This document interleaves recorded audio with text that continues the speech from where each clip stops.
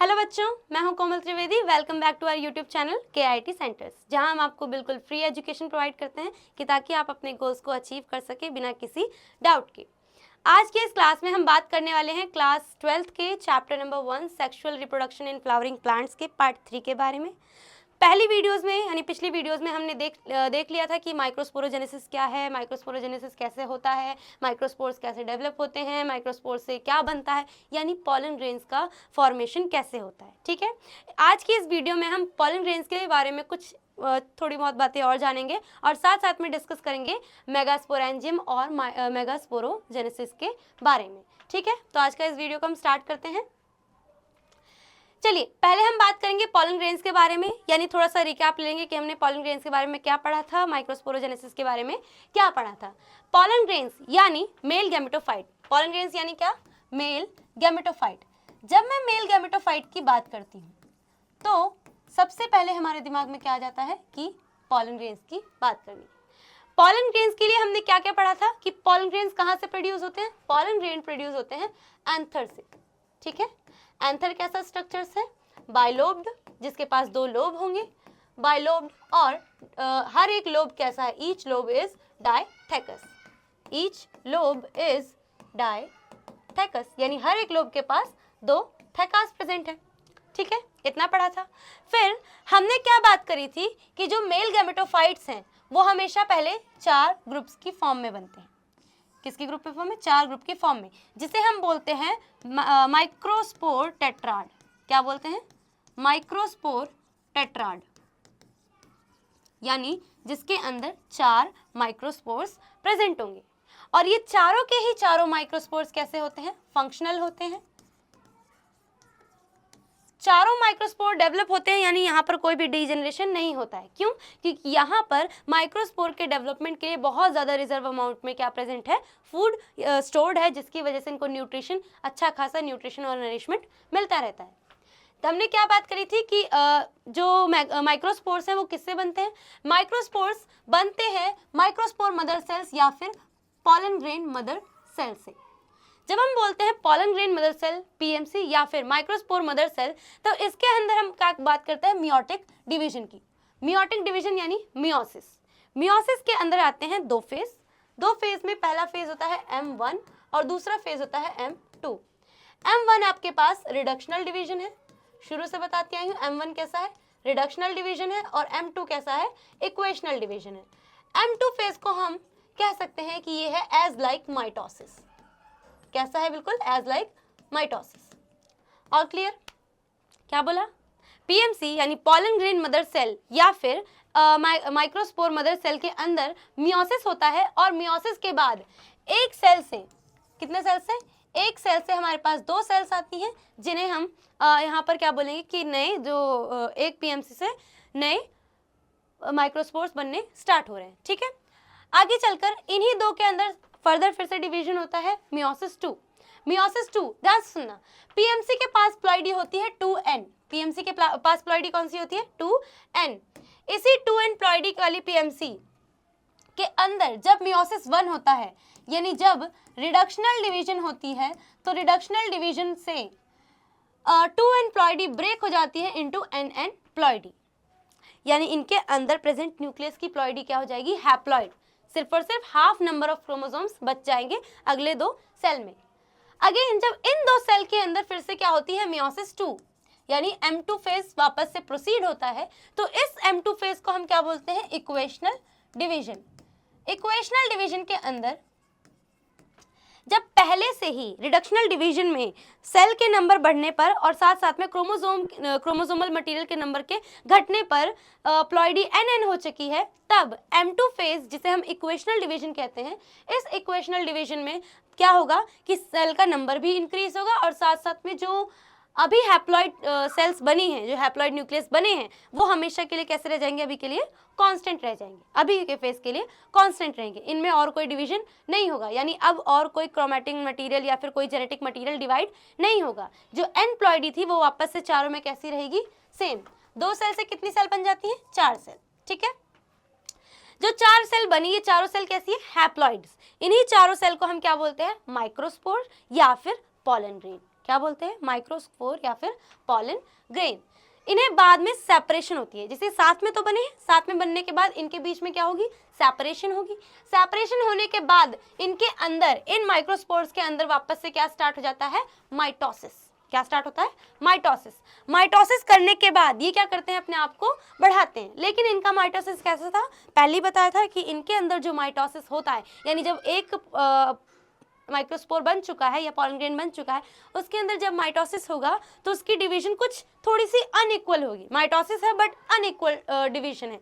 इसके अंदर कोई क्रोमैटिन मटेरियल में चेंज नहीं आएगा, सेल भी इंक्रीज हो रही है, बट सेल दोनों जो दोनों सेल होंगी वो एक ही सेल के अंदर प्रेजेंट होंगी। कहने का मतलब क्या है आई एम सॉरी, कहने का मतलब क्या है, जब माइक्रोस्पोर आगे चलकर डेवलप होने की कोशिश करता है, यानी जब दूसरे पेज पे समझाते हैं, जब माइक्रोस्पोर जो बन चुका है, इस माइक्रोस्पोर के अंदर माइटोसिस होता है। क्या होता है, माइटोसिस होता है। तो माइटोसिस के बाद इसके अंदर क्या होती है, डिवीजन होगी, लेकिन कैसी, अनइक्वल। वो भी अनइक्वल डिवीजन किस चीज की, साइटोप्लाज्म की। यहाँ पर क्या होगा, अनइक्वल डिवीजन ऑफ साइटोप्लाज्म। ठीक है, यहां पर आपके पास इसी एक सेल के अंदर कितने सेल बन जाते हैं, 2 सेल बन जाते हैं। अपर सेल जिसके पास साइटोप्लाज्म बड़े ज्यादा अमाउंट में है, उस सेल को हम बोलते हैं वेजिटेटिव सेल। क्या बोलते हैं, वेजिटेटिव सेल। और जो नीचे कम साइटोप्लाज्म वाली सेल होगी उसे हम बोलते हैं जेनरेटिव सेल। अनइक्वल डिवीजन हुआ। इसी सेल के अंदर फर्दर फिर से क्या होती है, डिवीजन होती है। और डिवीजन करने के बाद क्या होता है, देखिए यहाँ पर क्या है, यहाँ पर तो जो बड़ा सा एक खाली स्पेस प्रेजेंट होता है, क्योंकि यहाँ पर जो वेजिटेटिव सेल है इसके अंदर फूड स्टोरेशन का काम होता है। ये फूड स्टोरेशन का काम क्यों हो रहा है, यही काम है कि ये जो अंदर डेवलपिंग मेल गैमेट्स हैं, ये जो पॉलन ग्रेन डेवलप हो रहा है, इसी पॉलन ग्रेन को क्या देना है, नरिशमेंट और न्यूट्रिशन प्रोवाइड करना है। ठीक है, नरिशमेंट और न्यूट्रिशन सबको चाहिए, क्योंकि सबको ग्रो करना है, लिविंग थिंग है, तो इसको ग्रो करने के लिए क्या चाहिए, नरिशमेंट और न्यूट्रिशन चाहिए, जो कि प्रोवाइड करेगा वेजिटेटिव सेल। अब आगे बात सुनिए, अभी इस सेल स्टेज को हम क्या बोलते हैं, 2 सेल स्टेज। जब हमारे पास वेजिटेटिव सेल है और जनरेटिव सेल है तो हमारे पास सिर्फ और सिर्फ 2 सेल्स हैं, यानी इस सेल स्टेज को मैं क्या कह सकती हूँ, 2 सेल्ड स्टेज। अच्छे से लिखती हूँ, ऐसे सेल स्टेज को हम क्या बोलेंगे, 2 सेल्ड स्टेज। जो 60% ऑफ एंजियोस्पर्म्स होते हैं, जब मैं एंजियोस्पर्म की बात कर रही हूँ, फ्लावरिंग प्लांट्स की बात कर रही हूँ, तो इनमें से 60% ऑफ एंजियोस्पर्म क्या करते हैं, ये इसी 2 सेल स्टेज में ही शेड ऑफ हो जाते हैं। क्या हो जाते हैं, इसी 2 सेल स्टेज में angiosperm, 60% of angiosperm shed off at 2 cell stage. यानी ये इसी टाइम पर जैसे ही इनके पास 2 सेल स्टेज आएगा, ये शेड ऑफ हो जाएंगे और आगे चलकर इनके अंदर जो गैमेट्स बनना होगा वो किस पर होगा, स्टिग्मा के ऊपर। जब ये स्टिग्मा पर रीच कर लेंगे तब जाकर इनके अंदर 3 सेल स्टेज आएगी। बट 60% को छोड़कर जो बाकी के 40% एंजियोस्पर्म्स बचते हैं, कौन बचते हैं, बाकी के 40% एंजियोस्पर्म बचते हैं। उन 40% ऑफ एंजियोस्पर्म में ही जब तक वो अंदर ही हैं, लाइक डेवलपमेंट ही हो रहा है माइक्रोस्पोर के अंदर, तभी इनके अंदर आ जाती है 3 सेल स्टेज। 3 सेल स्टेज मतलब क्या, एक वेजिटेटिव सेल और एक जनरेटिव सेल, और इसी जनरेटिव सेल के अंदर इनके पास 2 न्यूक्लियस प्रेजेंट होना। क्या प्रेजेंट होना, 2 न्यूक्लियस प्रेजेंट होना। इन्हीं 2 न्यूक्लियस को हम बोलते हैं स्पर्म सेल या फिर male gamete cells, male gamete cells. ठीक है, स्पर्म सेल्स या फिर मेल गैमेट सेल्स बोलते हैं।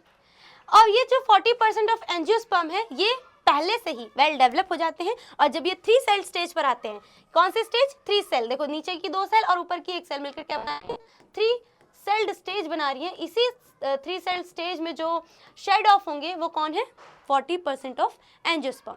यानी 60% ऑफ एंजियोस्पर्म्स अपने 2 सेल स्टेज में ही स्टिग्मा पर आ जाते हैं, शेड ऑफ होकर स्टिग्मा पर आ जाते हैं, और 40% ऑफ एंजियोस्पर्म 3 सेल स्टेज में स्टिग्मा पर रीच करते हैं। ठीक है, इतना समझ में आया।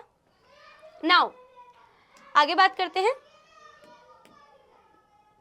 इतना समझ लिया। हाँ, अब इतना पढ़ लिया था कि इनके पास डेवलपमेंट के बाद इनके पास क्या आ जाती है, जैसे जैसे पॉलन ग्रेन बनने लगता है तो इनके पास थिक लेयर्स आ जाती हैं, 2 कवरिंग्स आ जाती हैं, आउटर और इनर। आउटर कवरिंग को हम बोलते हैं एक्साइन और इनर कवरिंग को हम क्या बोलते हैं, इंटाइन। एक्साइन मिलकर बनी होती है स्पोरोपोलिनेन से और जो इंटाइन मिलकर बनी होती है वो किससे बनी होती है, आपकी पैक्टिन और सेल्यूलोज से। एक्साइन आउटर कवरिंग है, स्मूथ होती है पर थिक होती है, ये प्रोटेक्शन प्रोवाइड करती है एक्सटर्नल एनवायरनमेंट से, ठीक है, और बैक्टीरिया या वायरसेस से इन्हें बचाती है। दूसरा जो ये इंटाइन है वो उनके इनर सरफेस को, इनर लाइन को थिन होती है और थोड़ी सी क्लियर होती है, थिन क्लियर होती है, जो कि इनको हेल्प करती है आगे अंदर के जो मेल गैमेट जो बन रहा है उसको प्रोटेक्शन देने में, ठीक है। नाउ उसके बाद इनके पास अंदर की तरफ जनरेटिव न्यूक्लियस है और दूसरा क्या है, पॉलन ट्यूब न्यूक्लियस है, जिसके अंदर डिवीजन होगा और 2 स्पर्म सेल्स बनेंगी और उसके बाद आगे चलकर इन्हीं स्पर्म सेल्स को ट्रांसफर किया जाएगा किसके अंदर, ओवरी के अंदर। और ओवरी के अंदर कैसे ट्रांसफर करेंगे, स्टिग्मा पर लैंड होकर, स्टिग्मा पर लैंड होने के बाद स्टाइल के थ्रू इनके पॉलन ग्रेन्स के अंदर जहां जर्म पोर प्रेजेंट होता है उसी जर्म पोर से स्टार्ट होती है पॉलन ट्यूब की जर्मिनेशन। और पॉलन ट्यूब के जर्मिनेट होने के बाद पॉलन ट्यूब जैसे माइक्रोपाइलर एंड पर पहुंचती है ओवरी के अंदर, ओव्यूल जो प्रेजेंट है उसके माइक्रोपाइलर एंड पे पहुंचती है, वहां तक रुकने के बाद वो डायरेक्ट क्या करती है, इन्हीं जो मेल गैमेट्स है उन्हें ट्रांसफर करती है ओव्यूल के अंदर। पॉलन ट्यूब जर्मिनेशन इसीलिए रिक्वायर्ड है कि ये सेफ और एंश्योर फर्टिलाइजेशन को दर्शाती है, मतलब सेफली पहुंचा भी देती है और साथ साथ में ये एंश्योर्ड है कि फर्टिलाइजेशन अब तो होगा ही। तब तक फर्टिलाइजेशन नहीं होता है जब तक ये वियाबल नहीं होते हैं, यानी वियाबिलिटी पीरियड जब तक है तब तक तो फर्टिलाइजेशन होगी। जैसे ही पॉलन ग्रेन्स की वियाबिलिटी पीरियड लूज हो जाती है ये लोग फर्टिलाइजेशन नहीं करते हैं। इतना समझ में आया, आगे चलते हैं अब। पॉलन ट्यूब का रोल क्या है, पॉलन ट्यूब एक क्रूशियल रोल प्ले करती है फर्टिलाइजेशन में। एक सेकेंड, ओह सॉरी, हाँ कलर चेंज किया जाए,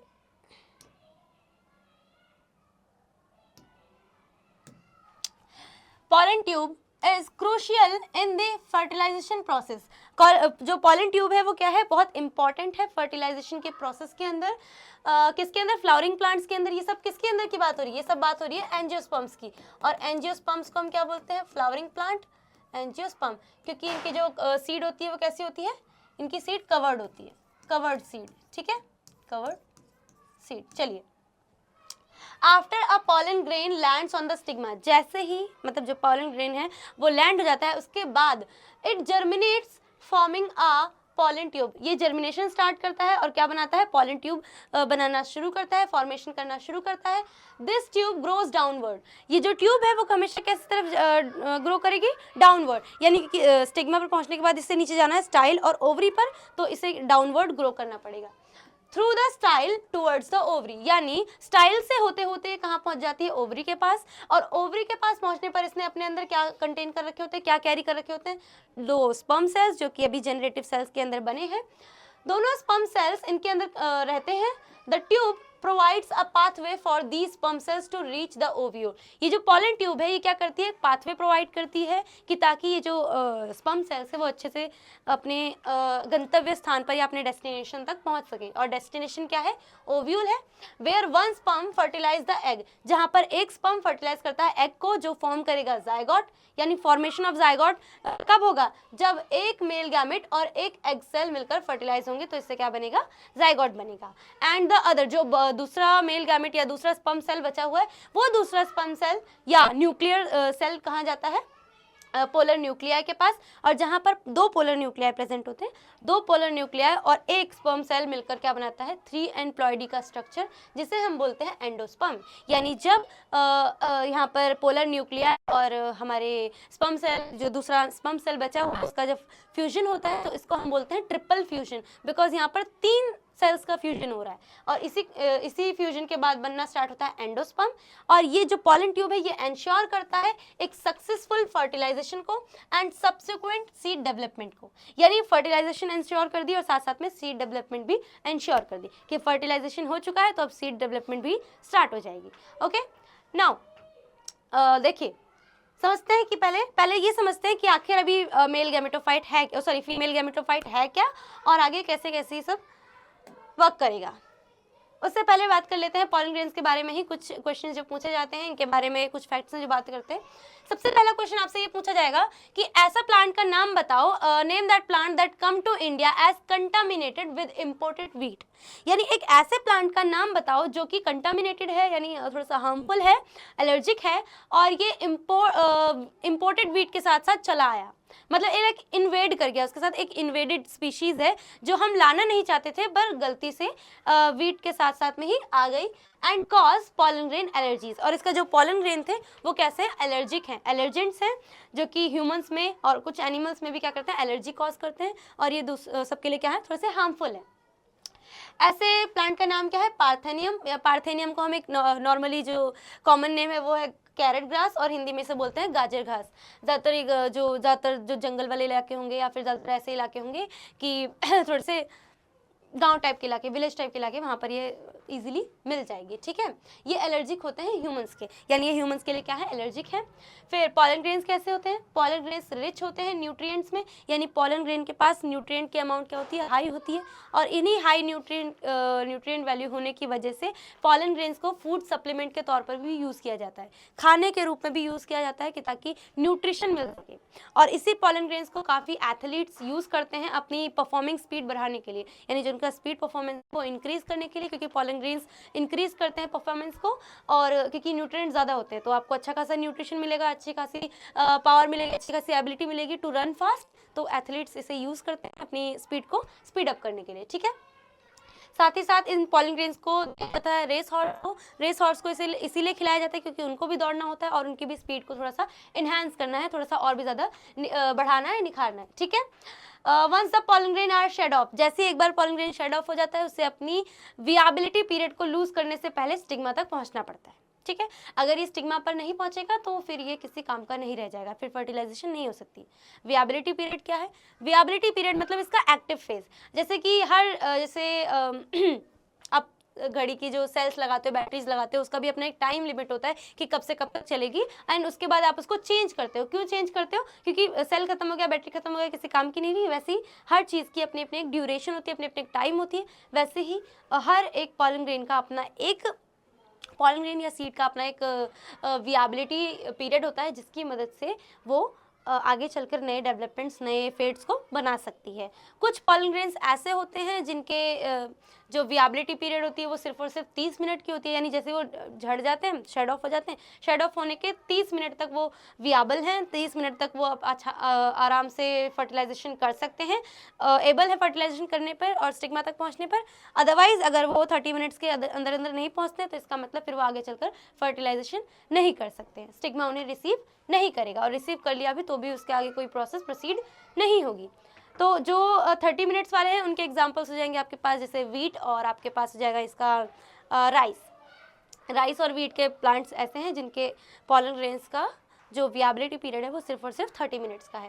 लेकिन कुछ ऐसे भी हैं, कुछ मेंबर्स हैं जैसे सोलेनेसी के, लेग्यूमिनेसी के या फिर रोसिएसी के कुछ मेंबर्स ऐसे हैं जिनका जो वियाबिलिटी पीरियड होता है वो 30 डेज़ का होता है, यानी 30 दिनों का होता है, और जो इनका 30 दिनों के अंदर अंदर इनको स्टिग्मा तक रीच करना है और आगे प्रोसेस को प्रोसीड करना है। 30 दिनों तक रुकने की वजह से इनका जो रेट ऑफ फर्टिलाइजेशन होता है वो भी कैसे हाई होता है, ठीक है।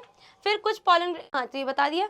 और इन पॉलन ग्रेन्स को स्टोर भी किया जाता है। स्टोर करने के लिए जो प्रिजर्वेशन होती है पॉलन ग्रेन्स को स्टोर करने के लिए, उसे रखा जाता है बिल्कुल -196 डिग्री सेल्सियस पर। लिक्विड नाइट्रोजन होता है ना, उस लिक्विड नाइट्रोजन का जो टेम्परेचर होना चाहिए वो होना चाहिए -196 डिग्री सेल्सियस, और उसके अंदर फिर पॉलन ग्रेन्स को स्टोर कर सकते हैं। और इसी स्टोरेशन की वजह से इसे काफ़ी सालों तक अच्छे से उस वैसा का वैसा रखा जा सकता है, बिना किसी चेंज के, बिना किसी ऑल्टरनेशन के। और इसी प्रिजर्वेशन को, ये जो पूरा प्रिजर्वेशन हुआ ना लिक्विड नाइट्रोजन के अंदर पॉलन ग्रेन्स का, इस प्रिजर्वेशन को हम एक नाम देते हैं क्रायोस प्रिजर्वेशन। क्या नाम देते हैं, cryopreservation. Hope it clear, okay. आगे बढ़ते हैं। नेक्स्ट अब हमारा जो मेन टॉपिक है दैट इज फीमेल गैमेटोफाइट या फिर पिस्टल, कार्पल, ये सब चीज़ें क्या है, मेगास्पोरोजेनेसिस कहाँ होती है और किसके अंदर होती है। ठीक है, सबसे पहले बात करेंगे कि पिस्टल, कार्पल या गाइनोशियम है क्या। एक्चुअल में गाइनोशियम के अंदर कौन कौन से पार्ट्स प्रेजेंट होते हैं, गाइनोशियम कैसे मिलकर बना होता है, ठीक है, इसके बारे में कुछ बात कर लेते हैं। जब मैं बात करती हूँ पिस्टल की या कार्पल की या गाइनोशियम की, तो गाइनोशियम के अंदर आते हैं 3 पार्ट्स। जनरली इसके अंदर कितने पार्ट्स आते हैं, 3 पार्ट्स आते हैं। गाइनोशियम के अंदर वो पार्ट जो कि पॉलन ग्रेन्स को रिसीव करता है और फ्लैटेंड सरफेस होता है, एक रिसीवर की तरह काम करता है, इस रिसीवर सरफेस को हम बोलते हैं स्टिग्मा। यही स्टिग्मा जुड़ा हुआ होता है एक बढ़ते हुए ट्यूब लाइक स्ट्रक्चर या फिर नेक लाइक स्ट्रक्चर से, जिसे हम बोलते हैं स्टाइल। और स्टाइल जाकर जुड़ता है ओवरी से, वो पोर्शन या वो रीजन जहां पर ओव्यूल्स होते हैं, जहां पर ओव्यूल प्रेजेंट होते हैं। यानी इसके अंदर कौन कौन से पार्ट्स हो गए, स्टिग्मा और स्टिग्मा, स्टाइल और ओवरी। स्टिग्मा कैसा सरफेस है, फ्लैटेंड सरफेस है, फ्लैटेंड सरफेस जो कि किसकी तरह काम करता है, एक रिसीवर की तरह। रिसीवर मतलब कि क्या रिसीव करेगा ये रिसीव करेगा पॉलन ग्रेन्स को। किसी रिसीव करेगा ये पॉलन ग्रेन्स को। ओके, नाउ जो स्टाइल है, ये स्टाइल कैसा है, ट्यूबुलर स्ट्रक्चर है, आगे की तरफ बढ़ता हुआ स्ट्रक्चर है जो कि जुड़ता है आगे चलकर ओवरी में। इस स्टाइल का काम है पॉलन ट्यूब जर्मिनेशन में हेल्प करना। जो पॉलन ग्रेन है और जम पोर है, पॉलन ग्रेन पर प्रेजेंट जम पोर है, उस जम पोर में से पॉलन ट्यूब के जर्मिनेशन में ये हेल्प करेगा। यही स्टाइल के अंदर ही क्या होती है, पॉलन ट्यूब जर्मिनेशन स्टार्ट होती है। ठीक है, नाउ ओवरी क्या है, ओवरी एक ऐसा पार्ट है जो कंटेन करता है ओव्यूल्स को, ठीक है, जो साइट प्रोवाइड करता है फॉर द फर्दर फर्टिलाइजेशन या फिर डबल फर्टिलाइजेशन। ठीक है, कंटेन्स ओव्यूल, ओव्यूल्स लाइक इसके अंदर कुछ ऐसे स्ट्रक्चर्स प्रेजेंट हैं जिन्हें हम क्या बोलते हैं, ओव्यूल्स, कुछ ऐसा। ठीक है, ये स्ट्रक्चर क्या कहलाते हैं, ओव्यूल कहलाते हैं। ठीक है, इतना क्लियर हो गया। क्या क्या बोला मैंने, स्टिग्मा, स्टाइल और ओवरी प्रेजेंट होते हैं गाइनोशियम के अंदर। और जब स्टिग्मा, स्टाइल और ओवरी को साथ में रखकर पढ़ा जाए तो इस पूरे स्ट्रक्चर को हम क्या बोल सकते हैं, इस पूरे स्ट्रक्चर को हम लोग बोलते हैं पिस्टल या फिर कार्पल, पिस्टल और carpel. Got it clear, okay. Next आगे चलकर बात करते हैं कि ये मेगास्पोरेंजियम है क्या। ठीक है, मेगास्पोरेंजियम की बात करने से पहले अभी हम बात करेंगे कि ये जो कार्पल होते हैं, कार्पलरीज होते हैं, वो कैसे कैसे होते हैं। किसी में 1 कार्पल होगा, किसी में 2, 3, मतलब देखो नंबर ऑफ कार्पल्स वेराई करते हैं, नंबर ऑफ ओव्यूल्स वेराई करते हैं। इन सब के बारे में भी डिस्कस करेंगे कि कार्पल्स कैसे अरेंज होते हैं, कैसे पोजिशनिंग होती है इनकी, इसके बारे में पहले हम डिस्कस करते हैं। ठीक है, जब हम कार्पल की बात करते हैं तो कार्पल के अंदर इनका जो अरेंजमेंट है वो भी 2 सब स्टेजेस में या 2 सब फॉर्म में डिवाइडेड है। एक है मोनोकार्पलरी, मोनोकार्पलरी, ठीक है, और एक है आपका मल्टीकार्पलरी, मल्टीकार्पलरी। ठीक है, मोनोकार्पलरी का मतलब जब एक गाइनोशियम सिर्फ और सिर्फ कंटेन करता है सिंगल कार्पल को। गाइनोशियम कंटेन ओनली 1 और सिंगल कार्पल। जब गाइनोशियम के पास सिर्फ और सिर्फ कितने कार्पल हों, 1 कार्पल हो, तो इसे हम बोलते हैं मोनोकार्पलरी। जब गाइनोशियम के पास 1 से ज्यादा, मतलब यानी मल्टी कार्पलरी के अंदर क्या होगा, gynoecium contains more than 1 carpel is known as multicarpellary। जब एक गाइनोशियम के अंदर 1 कार्पल से ज्यादा कार्पल होंगे तो उन्हें हम क्या बोलेंगे, मोनोकार्पलरी, मल्टीकार्पलरी। और मोनोकार्पलरी का हम एक अच्छा खासा एग्जांपल ले सकते हैं, हिबिस्कस के अंदर क्लियरली आपको एक ही कार्पल दिखाई देगा गाइनोशियम के अंदर, इसीलिए हिबिस्कस को हम क्या बोल सकते हैं, it is a monocarpellary flower. Okay, फिर जब मल्टीकार्पलरी की बात करते हैं ना, तो मल्टीकार्पलरी के अंदर भी, किसके अंदर, मल्टीकार्पलरी के अंदर भी आपके पास 2 सब स्टेजेस और आती हैं, यानी अरेंजमेंट के हिसाब से कि किस तरह से ये हैं, एक गाइनोशियम पे किस तरह से ये प्रेजेंट है। इसके भी कितने फॉर्म्स आते हैं, 2 सब फॉर्म्स आते हैं, और उन 2 सब फॉर्म्स का नाम इसे हटा देती हूँ, फिर लिखती हूँ।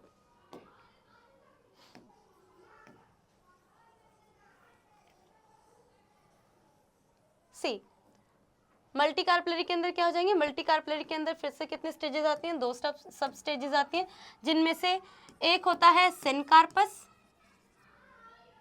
सिनकार्पस, ठीक है, और एक आपके पास हो जाएगा एपोकार्पस, एपोकार्पस। अब सिनकार्पस और एपोकार्पस क्या है, ध्यान से सुनिए।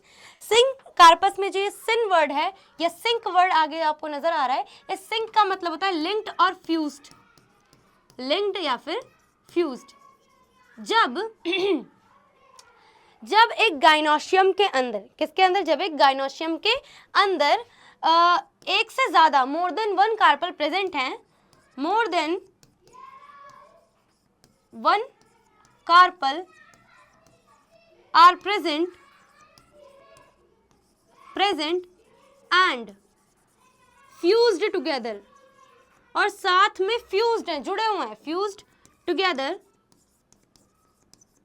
Is known as syncarpous multicarpellary. यानी वो मल्टीकार्पलरी का वो अरेंजमेंट, वो पैकेजिंग जिसके अंदर जितने भी जो कार्पल हैं, मतलब एक से ज़्यादा जितने भी जो कार्पल्स हैं, ये कार्पल्स कैसे होंगे, ये सब के सब क्या है, एक साथ फ्यूज्ड है, एक साथ जुड़े हुए हैं।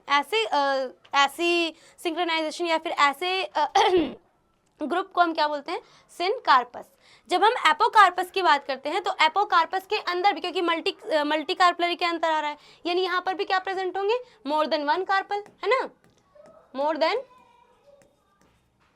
1 carpel are present, but carpels are free, they are in the free nature, fuse नहीं है, दे आर फ्री, जुड़े नहीं हुए हैं। सिनकार्पस जुड़े हुए हैं, फ्यूज्ड हैं एक साथ में, लेकिन एपोकार्पस कैसे हैं, फ्री हैं, ठीक है। सिनकार्पस का अगर मैं एग्जांपल की बात करूं तो सिनकार्पस के एग्जांपल में अच्छा खासा आप दे सकते हो पापावर में। पापावर सेमिनिफेरम एक प्लांट है, ड्रग्स का प्लांट है, ठीक है, मेडिसिनल भी कह सकते हो, मेडिसिनल प्लांट है, ठीक है। और अगर मैं एपोकार्पस की बात करती हूँ तो एपोकार्पस में आप कह सकते हो पपाया, आप कह सकते हो वाटरमेलन एंड एटसेट्रा, ठीक है। इतना समझ में आ गया, कोई दिक्कत नहीं। अब आगे पहले हम बात करेंगे हमारे प्यारे से मेगास्पोरेंजियम के बारे में। किसके बारे में, मेगास्पोरेंजियम। मेगास्पोरेंजियम आखिर है क्या, मेगास्पोरेंजियम को हम एक और नाम देते हैं जिसका नाम है ओव्यूल। ओव्यूल इज मेगास्पोरेंजियम, ठीक है। ओव्यूल के अंदर ये जो आपको डायग्राम दिखा हुआ है ना, इस ओव्यूल को हम बोलते हैं एनाट्रोपस ओव्यूल। क्या बोलते हैं, एनाट्रोपस ओव्यूल, ठीक है। इसकी अरेंजमेंट कुछ थोड़ी सी उल्टी होती है, मतलब अगर देखोगे डायग्राम्स में तो ये कुछ थोड़ा सा, ये जो हाइलम, फ्यूनिकल, माइक्रोपाइलर एंड है वो नीचे की तरफ दिखाया जाएगा आपको, लेकिन मैंने इसको उल्टा बनाया है और इसी उल्टे वाले मतलब थोड़ा सा ऐसे अपोजिट में बनाया है, तो इसको हम क्या बोलते हैं, एनाट्रोपस ओव्यूल। जनरली आपको एनाट्रोपस ओव्यूल के ऊपर ही क्वेश्चंस आएंगे। एनाट्रोपस ओव्यूल के अंदर वो पोर्शन जहाँ पर, कौन सा पोर्शन, वो पोर्शन जहाँ पर जो आपका ये फ्यूनिकल दिख रहा है, ओपन फेस दिख रहा है, ये ओपन फेस जहाँ ओपन हो रहा है, ये जो ओव्यूल का जो सबसे ऊपर वाला पोर्शन जहाँ ओपन हो रहा है, इसको हम क्या बोलते हैं, फ्यूनिकल बोलेंगे। और फ्यूनिकल जिस जगह पर अंदर के माइक्रोपाइलर एंड रीजन से जुड़ा हुआ है, फ्यूनिकल जिस जगह पर अंदर के माइक्रोपाइलर रीजन से जुड़ा हुआ है, इस माइक्रोपाइलर रीजन से जुड़े होने की जो पोजीशन होगी, जो रीजन होगा, उसको हम बोलते हैं हाइलम या फिर हिलम, हाइलम या फिर हिलम, ठीक है। तो ऊपर वाला फेस, ऊपर वाला पार्ट क्या कहलाता है, फ्यूनिकल, नीचे वाला पार्ट कहलाता है आपका, ऊपर क्या है, फ्यूनिकल है, ये फ्यूनिकल हो गया आपका, और ये नीचे जो प्रेजेंट होगा इसे हम क्या बोलते हैं, हाइलम, ठीक है। हाइलम के पास में ही इस ओव्यूल के अंदर 2 कवरिंग्स दिखाई देंगी आपको, ठीक है, 2 कवरिंग्स, 2 लेयरिंग दिखाई देंगी। कवरिंग मतलब यहाँ पे 2 क्या प्रेजेंट आपके पास, इस ओव्यूल में क्या प्रेजेंट है, 2 लेयर्स प्रेजेंट है, और इन्हीं लेयर्स को हम बोलते हैं इंटेग्यूमेंट्स। क्या बोलते हैं, इंटेग्यूमेंट्स। इन इंटेग्यूमेंट्स पे, किस पर, इन इंटेग्यूमेंट्स पे जब हम बात करें तो यहाँ पर 2 इंटेग्यूमेंट प्रेजेंट है, और बाहर वाले को हम बोलते हैं आउटर इंटेग्यूमेंट, जिसका नाम दिया है टेस्टा, जिसे हम क्या बोलते हैं, टेस्टा। और जो इनर इंटेग्यूमेंट है इसे हम बोलते हैं टेगमेन। क्या बोलते हैं, टेगमेन। टेस्टा और टेगमेन नाम के दो आपके पास क्या प्रेजेंट है, इंटेग्यूमेंट्स प्रेजेंट है, जो दोनों कैसा काम करते हैं, प्रोटेक्टिव फंक्शन है इनका। ओव्यूल के लिए इनका काम क्या है, प्रोटेक्टिव फंक्शन। टेस्टा स्मूथ और थिक होती है, जो बाहर के बैक्टीरियल एनवायरनमेंट से, बाहर के एक्सट्रीम हार्श एनवायरनमेंट से किसे बचाती है, अंदर प्रेजेंट न्यूसेलस को बचाती है, कि ताकि अंदर का जो मटेरियल है वो सब सेफ रहे। जब मैं बात करती हूँ इनर इंटेग्यूमेंट टेगमेन की, तो ये थोड़ा सा थिन क्लियर होता है, जो काम करता है, इसका भी काम क्या है, प्रोटेक्शन का ही काम है, फंक्शन प्रोटेक्शन ही प्रोवाइड करता है, किसको, अंदर डेवलपिंग न्यूसेलस को। जब इंटेग्यूमेंट से जब हम अंदर की तरफ आते हैं, तो हमारे पास एक ऐसी कवरिंग प्रेजेंट है, जिस कवरिंग को हम, ये कवरिंग या फिर कह सकते हैं ओवरऑल शेप प्रेजेंट है, जिसके अंदर क्या प्रेजेंट है, आपका एम्ब्रायोसेक प्रेजेंट है। उस ओवरऑल शेप को हम बोलते हैं न्यूसेलस। इस ओवरऑल शेप को क्या हम बोल रहे हैं, हम न्यूसेलस। और इस न्यूसेलस के अंदर हमारे पास क्या डेवलप हो रहा है, एम्ब्रायोसेक। क्या डेवलप हो रहा है, एम्ब्रायोसेक। इस न्यूसेलस के अंदर आपको एक चीज दिखाई देगी, जहां देखो इंटेग्यूमेंट्स पूरी तरह से तो घिरे हुए हैं, लेकिन न्यूसेलस की टिप पर, न्यूसेलस के कहां पर, बिल्कुल टिप पर कोई भी कवरिंग प्रेजेंट नहीं है, फ्री है। और इसी फ्री रीजन को हम कौन सा एंड नाम देते हैं, माइक्रोपाइलर एंड। अब ध्यान सुनना, यहाँ पर दो तरह के एंड पाए जाते हैं, एक माइक्रोपाइलर एंड और एक चैलेजल एंड या चलाजल एंड, जो भी आप कहते हो, ठीक है। तो जो फ्री सरफेस है, जहां पर इंटेग्यूमेंट्स कवर नहीं कर रखे हैं, उस रीजन को हम क्या बोलते हैं, माइक्रोपाइलर एंड। क्या बोला हमने, माइक्रोपाइलर एंड। और माइक्रोपाइलर एंड के बिल्कुल जस्ट अपोजिट नीचे की तरफ क्या प्रेजेंट है, चैलेजल एंड या फिर चैलेजल पोल, ठीक है। अब आगे सुनिए, इस ओव्यूल को हमने क्या नाम दिया, एनाट्रोपस ओव्यूल, जिसके अंदर क्या क्या चीजें प्रेजेंट है, जो ओपनिंग सबसे फ्यूनिकल, जो सबसे ऊपर है, हाइलम से ऊपर है जो, उसे हम बोलते हैं फ्यूनिकल। और फिर जहां से फ्यूनिकल जुड़ा हुआ है एनाट्रोपस ओव्यूल से या ओव्यूल से, उस रीजन को हम क्या बोलते हैं, हाइलम बोलते हैं। हाइलम से नीचे की तरफ आपके पास दो मतलब ओव्यूल के अंदर दो इंटेग्यूमेंट्स प्रेजेंट होते हैं। उन इंटेग्यूमेंट्स को, एक है आउटर, एक है इनर। आउटर को हम टेस्टा बोलते हैं, इनर को हम टेगमेन बोलते हैं। इंटेग्यूमेंट्स के अंदर की तरफ क्या प्रेजेंट होता है, न्यूसेलस। न्यूसेलस वो रीजन है जहां पर पूरा तो कवर है, किससे, पूरा कवर है इंटेग्यूमेंट से, लेकिन टिप पर इसका इंटेग्यूमेंट्स की कोई लेयरिंग नहीं प्रेजेंट है, कोई अनदर लेयर नहीं प्रेजेंट है, खाली है, फ्री स्पेस है। और यही एंड को हम क्या बोलते हैं, माइक्रोपाइलर एंड। माइक्रोपाइलर एंड वही रीजन है जहां पर पॉलन ट्यूब आकर अटैच होता है for the secretion of sperm cells या for the release of sperm cells, ठीक है। माइक्रोपाइलर एंड के जस्ट अपोजिट क्या प्रेजेंट है हमारे पास, चैलेजल एंड। और चैलेजल एंड क्या है, नीचे का हिस्सा है। फिर इसके बाद इनके अंदर आती है नई नई चेंजेस, यानी अभी तो ये चीजें पढ़ ली, इनके बाद क्या बनता है, एम्ब्रायोसेक का डेवलपमेंट, ठीक है। तो अब एम्ब्रायोसेक का डेवलपमेंट भी हम देखते हैं। इतना कुछ जानने के बाद अब हम बात करेंगे मेगास्पोरोजेनेसिस के बारे में। मेगास्पोरोजेनेसिस यानी फॉर्मेशन ऑफ मेगास्पोर। मेगास्पोर क्या है, अभी बताया था, megaspore is a female gametophyte. और इसी के अंदर जब मेगास्पोरोजेनेसिस होगा और उसके बाद जो मेगास्पोर बनेंगे, उन्हीं मेगास्पोर को आगे चलकर डेवलप होना है इनटू एम्ब्रायोसेक। तो सबसे पहले बात करते हैं मेगास्पोरोजेनेसिस है क्या, ओके। मेगास्पोरोजेनेसिस नाम से ही पता चल रहा है, यानी वो प्रोसेस जिसमें क्या हो रहा हो, formation of megaspore. Formation of megaspore. Formation of megaspore आखिर होगा किससे, मेगास्पोर यानी female gametophyte. Female gametophyte,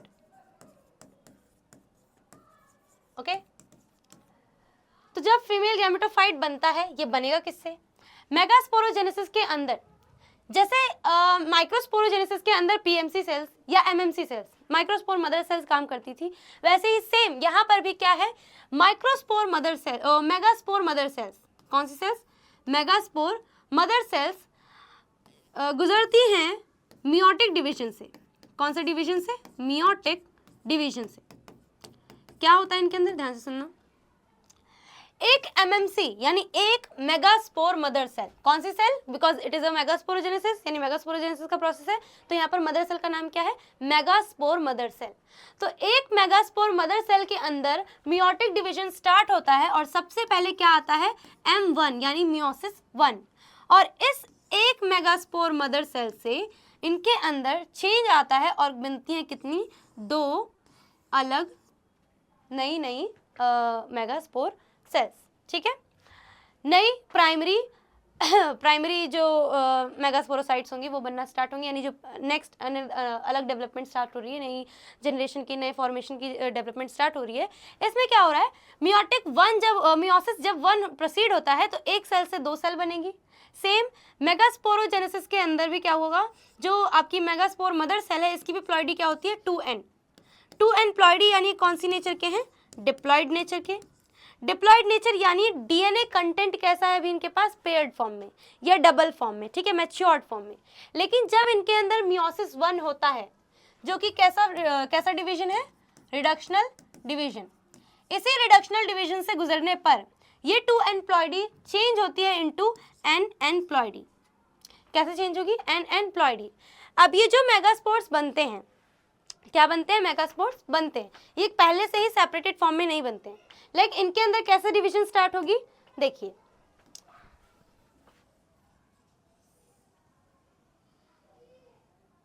okay, देखिए इधर, ये megaspore mother cell, okay. Now इस एक मेगास्पोर मदर सेल के अंदर क्या हुआ, मियोटिक डिवीजन 1, जिससे क्या हुआ, मियोसिस 1 प्रोसीड हुआ। और यही मियोसिस 1 की वजह से इसी एक सेल के अंदर फॉर्मेशन होता है 2 सेल्स का। एक ही सेल के अंदर किसका फॉर्मेशन होगा, 2 सेल्स का, ठीक है। और सब जुड़ी हुई है, एक साथ जुड़ी हुई हैं, और एक सेल से 2 सेल बनेंगी। इन एक सेल से 2 सेल बनने के बाद इनके अंदर प्रोसीड होता है मियोसिस 2। क्या प्रोसीड होता है, मियोसिस 2। मियोसिस 2 के अंदर अगेन इनके पास एक ही सेल के अंदर 4 सेल्स बनती हैं। 2 सेल से कितनी सेल बनेंगी, 4 सेल्स, ठीक है। सबके पास अपना अपना क्या प्रेजेंट है, न्यूक्लियस प्रेजेंट है। अब आगे सुनना, जब ये मियोसिस 2 होता है तो जो 4 सेल बनी, इन्हीं 4 सेल को हम बोलते हैं megaspore tetrad. Megaspore tetrad. Tetrad क्यों, टेट्राड का मतलब क्या है, 4 मेगास्पोर्स। जो ये 4 मेगास्पोर्स बनी है, अब इन चारों मेगास्पोर में से डेवलपमेंट आगे चलकर चारों के चारों फंक्शनल नहीं होंगी। क्यों, जैसे माइक्रोस्पोरोजेनेसिस के अंदर जो माइक्रोस्पोर बन रहे थे, वो चारों ही माइक्रोस्पोर कैसे थे, फंक्शनल थे, क्योंकि उनके पास रिजर्व अमाउंट में, काफी बड़े अमाउंट में क्या प्रेजेंट था, फूड मटेरियल बिल्कुल रिजर्व था, और जिसकी वजह से उन्हें क्या उनका इनफ अमाउंट में जो न्यूट्रिशन और नरिशमेंट है वो मिल रहा था। लेकिन जब हम बात करते हैं मेगास्पोरोजेनेसिस के अंदर, तो due to the lack of nutrition, nutrition की कमी होने की वजह से, नरिशमेंट और न्यूट्रिशन को कम प्रोवाइड करवाने की वजह से, यहाँ पर ये जो चार मेगास्पोर्स बने हैं या मेगास्पोर टेट्राड बना है, इनमें से 3 मेगास्पोर हमेशा डीजेनरेट कर जाते हैं। क्या कर जाते हैं, हमेशा, एक सेकेंड, हमेशा क्या कर जाएंगे, डीजेनरेट कर जाएंगे।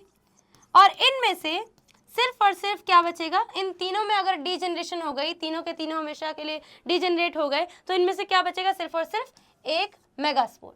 और इसी एक मेगास्पोर का डेवलपमेंट फिर से स्टार्ट होता है। ये एक मेगास्पोर बना और इसी मेगास्पोर का डेवलपमेंट आगे की तरफ क्या हो जाता है, स्टार्ट हो जाता है।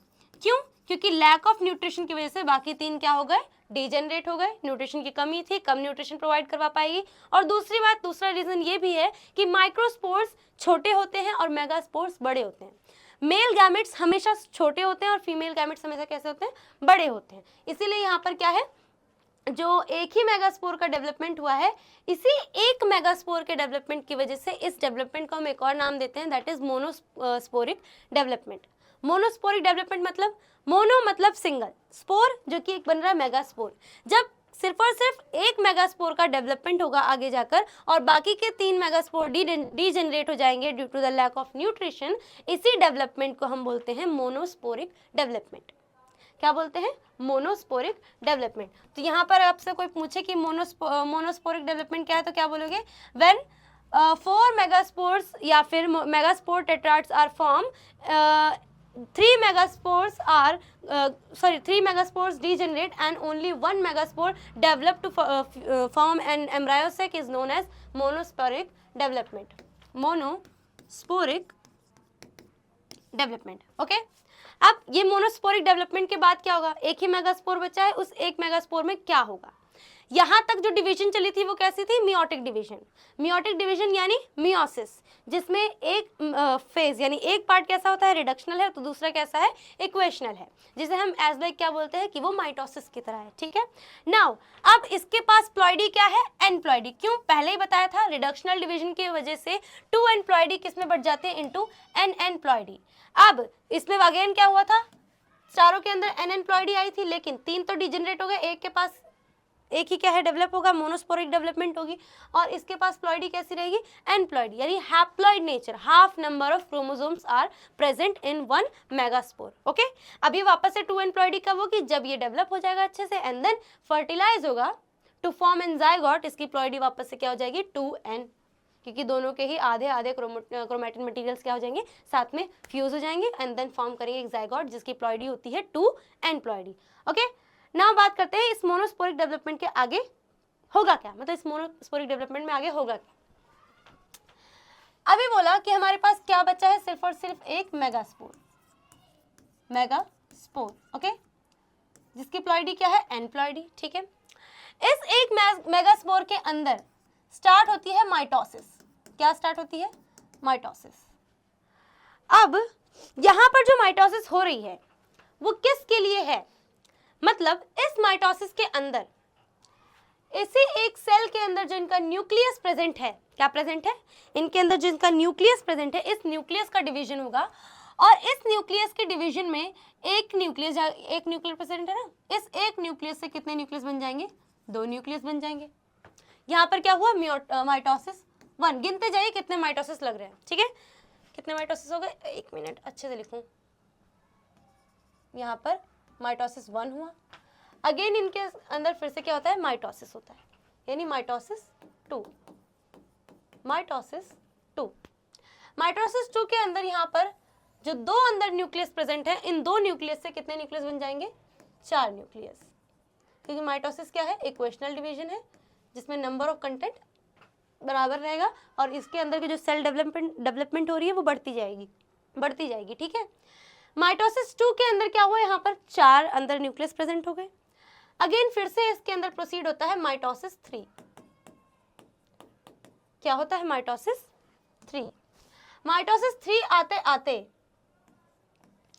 ये जो एम्ब्रायोसेक बन रहा है ना, ये कुछ वेल डेवलप होता है, समझाने के लिए हम इसको एक सिंगल सर्कल से समझ रहे हैं, पर ये कुछ अच्छे से डेवलप होता है। ठीक है, अनदर सेल्स भी प्रेजेंट होती हैं। और आगे सुनिए, माइटोसिस 3 के अंदर आते आते यहाँ पर 8 सेल बन जाती है, क्योंकि 4 सेल पहले बन चुकी थी, अब कितनी सेल बन जाएंगी, 8 सेल बन जाएंगी। अब ये 8 जो न्यूक्लियस बने हैं, ये क्या बने हैं, 8 न्यूक्लियस बने हैं, ये 8 न्यूक्लियस डिवाइड हो जाएंगे 7 सेल के अंदर, कितने सेल के अंदर, 7 सेल्स के अंदर डिवाइड हो जाएंगे। डिवाइड मतलब कि उनके अंदर चले जाएंगे, 7 सेल के अंदर बन जाएंगे। कैसे बनेंगे, ये देखिए, ये जो डिवीजन हुई है, ठीक है, ये जो डिवीजन हुई है, अब इसके अंदर क्या होता है, जो मैच्योर एम्ब्रायोसेक बनेगा ना, या फीमेल गैमेटोफाइट बनेगा, वो फीमेल गैमेटोफाइट कैसा बनेगा, देखिए इधर,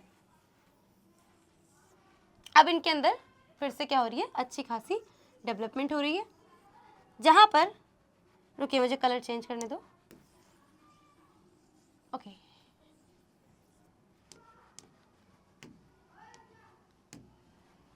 ये बना आपका फीमेल गैमेटोफाइट। ठीक है,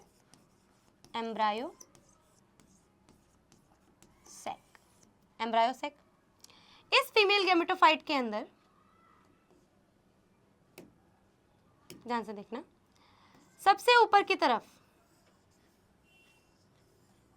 क्या बन जाते हैं, 3 एंटीपोडल्स। क्या बनेंगे, 3 एंटीपोडल्स। अब यहाँ पे एंड भी कैसे डिवाइड होगा, ये भी देखिए, ध्यान से देखना, ऊपर की तरफ क्या बनेंगे, बहुत अच्छे से बनाना पड़ेगा, ऐसे समझिए, ठीक है, ऊपर की तरफ क्या बने हैं, ये जो ऊपर की तरफ 3 सेल में डिवीजन हुई है, ये जो 3 न्यूक्लियस है ना ऊपर की तरफ, ये 3 न्यूक्लियस पहुंच जाते हैं 3 सेल के अंदर, और इन सेल्स को हम बोलते हैं एंटीपोडल्स, 3 एंटीपोडल्स। और ये तीनों एंटीपोडल कौन से एंड पर प्रेजेंट है, जिस एंड पर प्रेजेंट है उस एंड को हमने नाम दिया है चलाजल या फिर चलाजल एंड। ठीक है, या फिर एंड या फिर पोल भी कह सकते हो, चैलेजल पोल या फिर चैलेजल एंड। ओके, नाउ ध्यान से सुनना, अगेन नीचे भी तो क्या प्रेजेंट है, 3 आपके पास न्यूक्लियस प्रेजेंट है, यहाँ पर फिर 3 न्यूक्लियस देखिए। अब ये 3 न्यूक्लियस कैसे डिवाइड होंगे, नीचे की तरफ, यानी चैलेजल एंड से बिल्कुल अपोजिट हमारे पास नीचे की तरफ क्या प्रेजेंट होगा, माइक्रोपाइलर, एक मिनट, माइक्रोपाइलर ना, माइक्रोपाइलर एंड, माइक्रोपाइलर एंड में नीचे की तरफ प्रेजेंट होते हैं 2 सिनर्जिड्स, और 2 सिनर्जिड्स के बीच में प्रेजेंट होता है एक एग सेल। ठीक है, तो 2 सिनर्जिड में एक न्यूक्लियस, एक एक करके न्यूक्लियस, और एक एग सेल में क्या प्रेजेंट है, एक और न्यूक्लियस। ठीक है, इस एग सेल के साथ जो 2 सिनर्जिड बने हुए हैं, ये दोनों क्या है, ये दोनों आपके पास प्रेजेंट है सिनर्जिड्स। ये जो 2 सिनर्जिड्स बने हुए हैं, इन पूरे ही सिस्टम को मिलाकर हम कहते हैं कि ये क्या बन जाता है आपका, एग अपैरेटस, एग अपैरेटस। ठीक है, अब इसी सिनर्जिड्स के नीचे, रुकिए क्लियर करना पड़ेगा,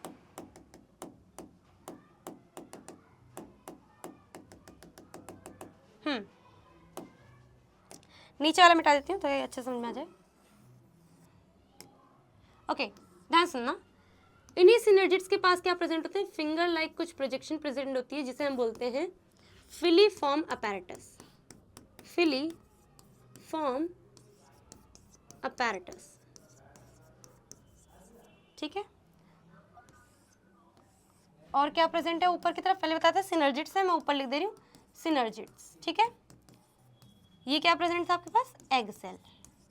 नाउ एग सेल और सिनर्जिड मिलकर क्या बन जाता है, ये बन जाएगा आपका पूरा का पूरा, ये पूरा का पूरा आपका बन जाएगा एग अपैरेटस। ये दोनों मिलकर क्या बनाते हैं ऊपर की तरफ, एग अपैरेटस। ठीक है, अब ये जो फिलीफॉर्म अपैरेटस प्रेजेंट है, कौन से एंड पर प्रेजेंट है, माइक्रोपाइलर एंड पर, माइक्रोपाइलर एंड पर। इसी माइक्रोपाइलर एंड पर क्या ज्वाइन होता है, आकर पॉलन ट्यूब ज्वाइन होगा। ठीक है, और पॉलन ट्यूब को ये जो फिम्ब्रे है ना, ये फिम्ब्रे बोलिए, sorry I am so sorry, ये जो फिलीफॉर्म अपैरेटस हैं, यही फिलीफॉर्म अपैरेटस गाइड करती है कि जो स्पर्म सेल्स हैं उनका आगे चलकर पाथवे क्या है, उन्हें कहाँ जाना है, यानी ये गाइडेंस प्रोवाइड करती है स्पर्म सेल्स को या फिर मेल गैमेट सेल्स को। ठीक है, 3 न्यूक्लियस यहाँ डिवाइड हो गए, अब बचे आपके पास यहाँ पर इस ओव्यूल के अंदर बचे 2 न्यूक्लियस। इन 2 न्यूक्लियस को बीच वाले रीजन में डिवाइड कर दिया जाता है, और इस बीच वाले रीजन को हम बोलते हैं सेंट्रल सेल। क्या बोलते हैं, सेंट्रल सेल। ठीक है, इस सेंट्रल सेल के अंदर ये 2 पोलर न्यूक्लियाइज, इनको अब हम नाम देते हैं पोलर न्यूक्लियाइज, सॉरी ये साथ में होते हैं कुछ इस तरह से, फ्यूज्ड नहीं है मेरे सभी तरह ऐसे साथ में। ठीक है, ओके, अभी इनकी प्लॉइडी कुछ n+n ऐसे है। ठीक, नाउ ये जो 2 पोलर न्यूक्लियाई प्रेजेंट हैं, ये किसके अंदर प्रेजेंट है, सेंट्रल सेल के अंदर। इस सेल को हम नाम देते हैं सेंट्रल सेल। अब काउंट कीजिए, 1 न्यूक्लियस, 2 न्यूक्लियस, 3, 4, 5 ये न्यूक्लियस है। ठीक है, 6, 7, 8 कितने न्यूक्लियस हो गए यहाँ पर आकर, इनके पास प्रेजेंट हो गए, इसको छोटा कर देते हैं,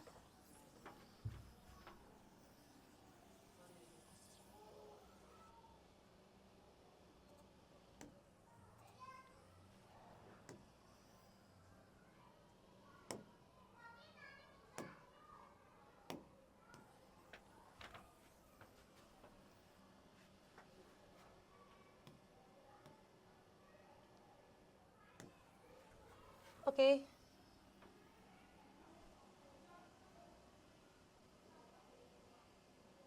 ओके,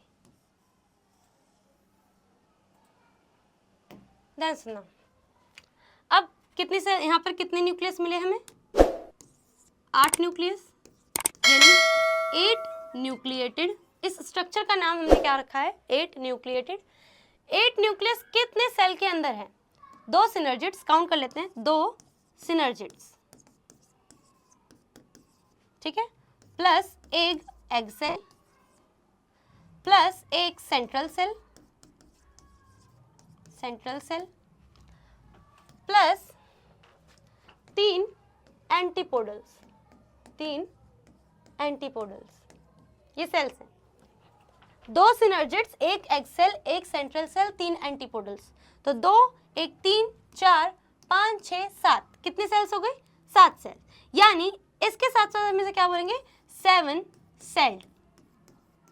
इस स्ट्रक्चर को, इस एम्ब्रायोसेक के स्ट्रक्चर को हम बोलते हैं 8 न्यूक्लिएटेड 7 सेल्ड स्ट्रक्चर। क्या नाम दिया हमने इसको? 8 न्यूक्लिएटेड 7 सेल्ड स्ट्रक्चर। इतना क्लियर? क्या बोला मैंने? जो एक मोनोस्पोरिक डेवलपमेंट हुई, यानी जो एक मेगास्पोर बना, उस एक मेगास्पोर के अंदर 3 माइटोसिस हुए। पहले माइटोसिस के अंदर दो न्यूक्लियस बनते हैं, दूसरे माइटोसिस के अंदर 4 न्यूक्लियस बनते हैं, तीसरे माइटोसिस के अंदर 8 न्यूक्लियस बनते हैं। और 8 न्यूक्लियस के बनने के बाद इन न्यूक्लियस का डिवीजन होता है 3 एंटीपोडल, 2 सिनर्जिड्स, एक एग सेल और एक सेंट्रल सेल के अंदर। 3 एंटीपोडल्स में 3 न्यूक्लियस हैं, 2 सिनर्जिड्स में 2 न्यूक्लियस है, एक एग सेल में 1 न्यूक्लियस है, सेंट्रल सेल के अंदर 2 पोलर न्यूक्लियाइज है। क्या प्रेजेंट है? 2 पोलर न्यूक्लियाइज। अब इनके अंदर फिर से क्या होता है? फ्यूजन। क्या होगा इनके अंदर? फ्यूजन। फ्यूजन कैसे होगा ये भी देख लेते हैं। अगला देखिए, इन्हीं के अंदर अब शुरू होगी डबल फर्टिलाइजेशन। क्या शुरू होगी? Double fertilisation. ये किसके अंदर प्रेजेंट है? ये ओव्यूल प्रेजेंट है किसके? कुछ ऐसा करके, ऐसा करके, ऐसा करके, ठीक है। और ये न्यूसेलस ऐसे, ठीक है। और ये किसके अंदर होगा? ये होगा आपके इसके ओवरी के कुछ ज़्यादा बड़ा कर दिया, ठीक है। ये माइक्रोपाइलर एंड, माइक्रोपाइलर एंड। जब पॉलन ट्यूब जर्मिनेशन होती है,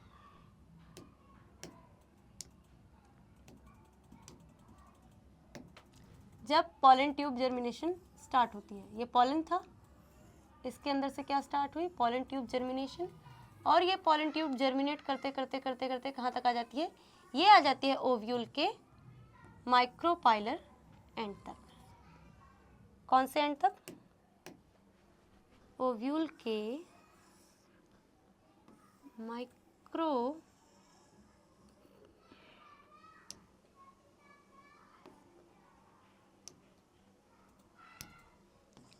अरे यार, ठीक है, ऐसे बना है, ऐसे ऐसे, ठीक है। यहाँ पर आ गई है माइक्रोपाइलर एंड तक। अब ये जो पॉलन ट्यूब थी, ये पॉलन ट्यूब क्या रिलीज कर देगी?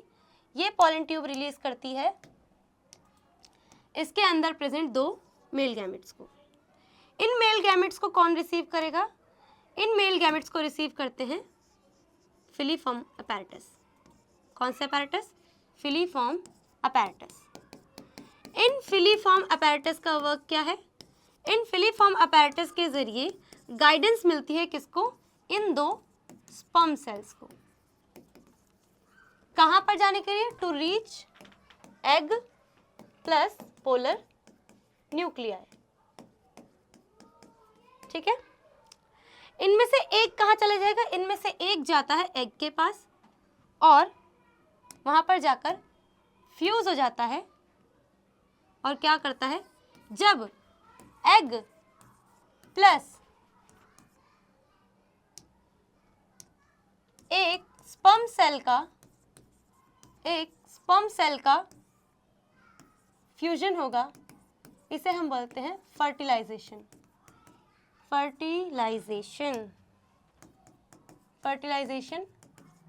और इस फ्यूजन के बाद क्या बनेगा? जाइगोट।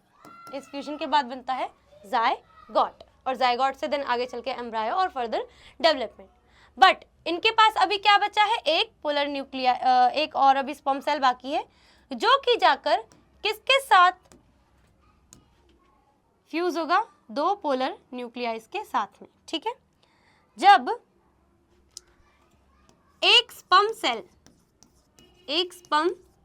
सेल, ये कौन सी वाली है, अदर वाली, other sperm cell plus 2 polar nuclei.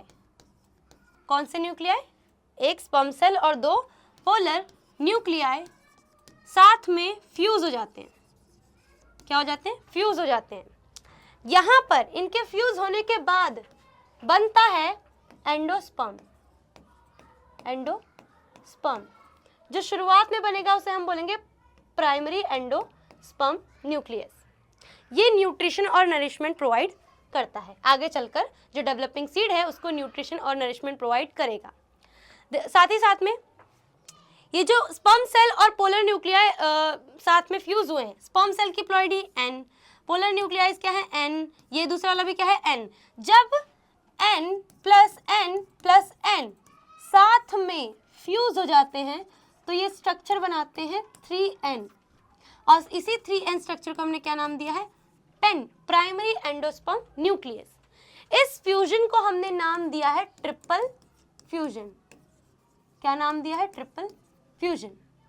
ध्यान से सुनना, जब एक स्पर्म सेल 2 पोलर न्यूक्लियाई के साथ फ्यूज होता है तो 3N प्लॉइडी का स्ट्रक्चर बनाता है जिसे हम बोलते हैं पेन, और इस फ्यूजन को बोलते हैं क्योंकि 3 न्यूक्लियस फ्यूज साथ में फ्यूज हो रहे हैं, इसीलिए इस फ्यूजन को हम नाम देते हैं ट्रिपल फ्यूजन। और यहाँ पर जो फर्टिलाइजेशन हो रहा है, एग और स्पर्म सेल के बीच में जो फर्टिलाइजेशन हो रहा है उसे तो हमने जनरली क्या नाम दिया है, फर्टिलाइजेशन। अब इसी के बाद बात करेंगे साथ में ही, जब यहाँ पे लिख देती हूँ, जब जो ये फ्यूजन हुआ है ना एग सेल और साथ साथ में स्पर्म सेल का, ठीक है, इसको हम बोलते हैं सिनगैमी। सिनगैमी मतलब एक में अच्छे से फ्यूज हो जाना, साइटोप्लाज्म मिक्स कर देना, न्यूक्लियर मटेरियल को भी साथ में क्या कर देना, फ्यूज कर देना और मिलकर क्या बना देना, एक जायगोट। इसको हम बोलते हैं सिनगैमी। जब सिनगैमी प्लस ट्रिपल फ्यूजन को मिला दिया जाए, यानी एक ऐसा टाइम जब एग सेल स्पर्म सेल के साथ फ्यूज होकर सिनगैमी प्रोसीड करता है और दूसरा स्पर्म सेल पोलर न्यूक्लियाई के साथ फ्यूज होकर 3N स्ट्रक्चर बनाता है, ट्रिपल फ्यूजन प्रोसीड करता है, तो इन दोनों को मिलाकर हम क्या बोलते हैं, जब सिनगैमी और ट्रिपल फ्यूजन साथ में हो रहे हों, यानी ये कैसा फर्टिलाइजेशन कहलाता है, double fertilisation. Double fertilisation. Okay, क्या बोला मैंने अभी, ट्रिपल फ्यूजन और सिनगैमी को मिलाकर क्या बनता है, डबल फर्टिलाइजेशन, और इसी प्रोसेस को हम बोलते हैं डबल फर्टिलाइजेशन।